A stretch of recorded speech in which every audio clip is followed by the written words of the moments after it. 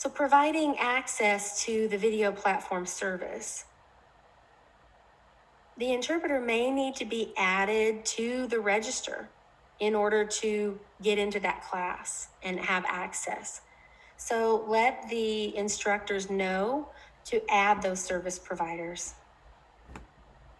Features also need to be set in a way that will allow the students to see the interpreters, like pinning in Zoom. We had just talked about, Zito said you can have two separate screens. You can use side-by-side mode.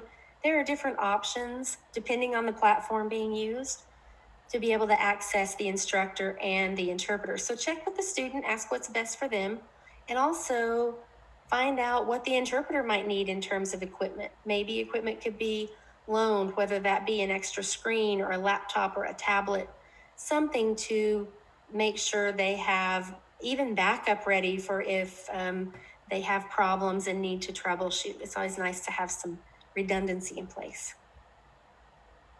If an interpreter is not able to get into a classroom, that's another idea of having a backup plan. The student and interpreter can possibly have a plan for if the interpreter isn't able to access the Zoom or the whatever platform classroom meeting, they can plan to meet another way.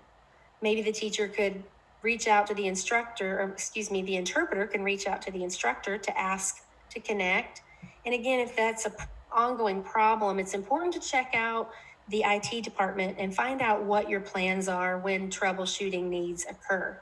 We also recommend that the instructor, the DSS professional, and the service provider, like the interpreter, test things out before the first day of class, making sure everything works well before that first day of class. It always seems like they feel like the attention's on them if they're having to troubleshoot and the class is being held up simply because of communication issues. So it's important to troubleshoot before day one of class.